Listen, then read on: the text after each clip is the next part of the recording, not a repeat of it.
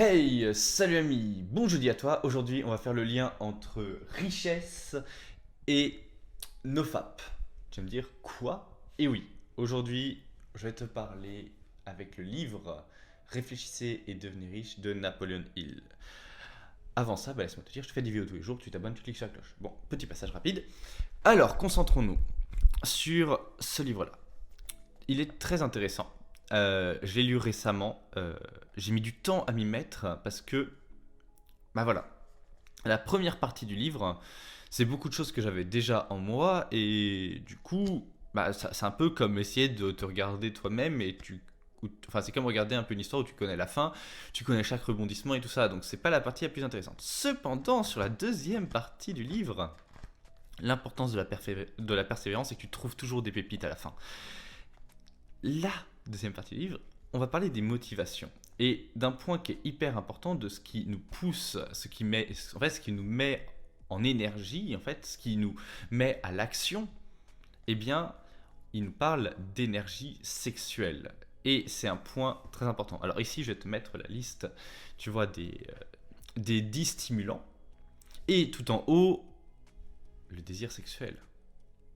Et c'est un point qui est, je pense, le plus important. Tu vois, s'il le met en haut et qu'il explique bien, c'est bien pour une raison, c'est que l'énergie sexuelle, c'est la base de toute l'énergie, tu vois. C'est l'énergie du succès. Pourquoi tu cherches à devenir riche?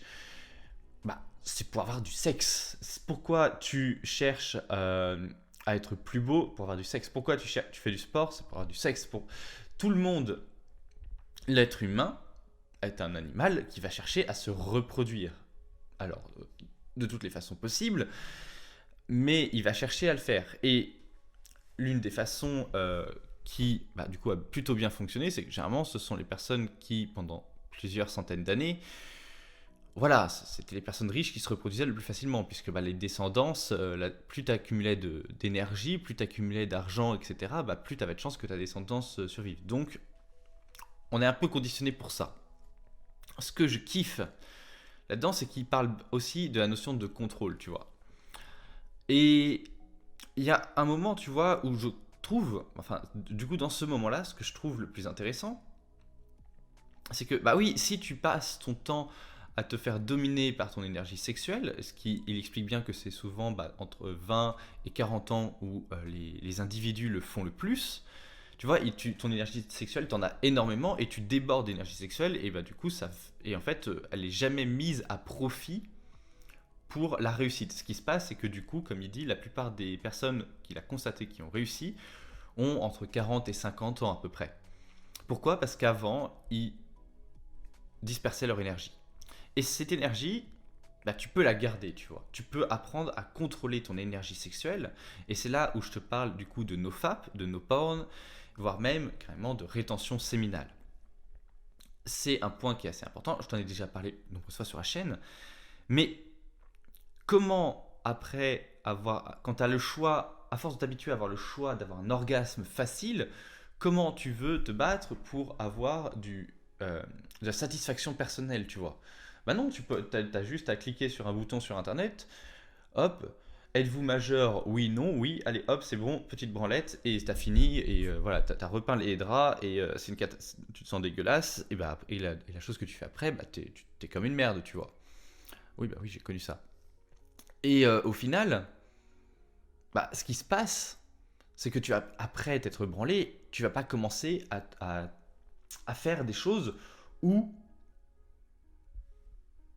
tu vas pas mettre de l'énergie directement dans ton business, dans ta capacité à faire des choses, dans tes études. Comment tu peux faire ça si tu viens juste de te branler avant?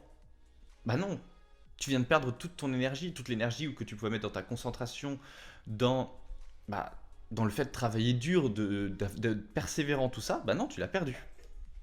Alors fais bien attention à ça, tu vois. Ton énergie sexuelle, elle doit être gardée pour toi. Et ça vaut du coup aussi pour les rapports sexuels. C'est quelque chose qui est assez normal. Un rapport sexuel trop souvent, trop régulièrement, trop abusé, au bout d'un moment, c'est pareil, tu vois. D'où le. Alors, je te dis pas d'être en rétention séminale constante. Ce que je te dis, c'est que tu dois en fait avoir un contrôle de ton énergie sexuelle. Le nofap est un moyen de contrôler ton énergie sexuelle. Tu la prends, tu la gardes et tu vas la sublimer dans autre chose. Attention, c'est un point qui est très important et je vois mais tellement de personnes qui font cette erreur. Faire le nofap pour faire le nofap sans utiliser cette énergie, ça va te servir à rien. Tu vas te frustrer à un point. En fait, il faut que cette énergie, tu l'utilises. Parce qu'en fait, tu vas la garder en toi, mais ça va exploser. Et je te parle pas de ce qu'il y a dans ton slip, hein. Je te parle clairement de ce qu'il y a en toi, ton énergie. C'est un peu comme ça finit par putréfier en fait cette énergie-là, tu vois. Elle devient hyper négative. Tu vas avoir du ressentiment ou au contraire, tu vas devenir complètement dingue.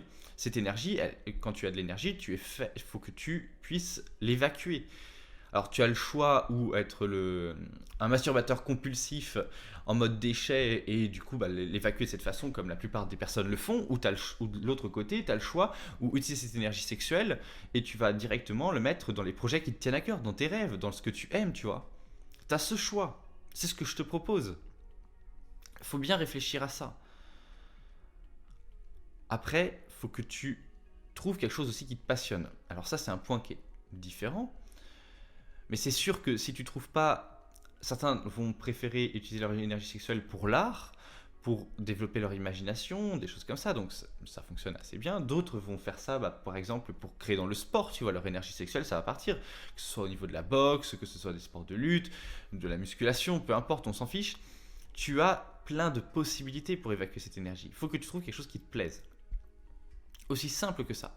Alors, peut-être que tu ne te connais pas assez pour ça, ça te demande un peu de développement personnel, un peu de travail, un peu de connaissance, mais c'est pas non plus la mer à boire. Une fois que tu as trouvé ce qui te plaît, hop, go, prendre ton énergie sexuelle et l'investir dans ce qui te plaît. Aussi simple. Bon, comme c'était ma petite découverte et que en fait je l'ai lu en une après-midi, je vais évidemment le relire, prendre plus de notes, mais c'est un point très important. Tu pourras retrouver le livre en description. C'est un lien affilié, tu connais, bon voilà. Je touche pas des 1000 et des 100 avec ce genre de choses, mais si tu as envie de l'avoir, je te le conseille. Et puis voilà, si cette vidéo te plaît, tu lâches un like et puis on se retrouve demain dans une prochaine vidéo. Allez, ciao!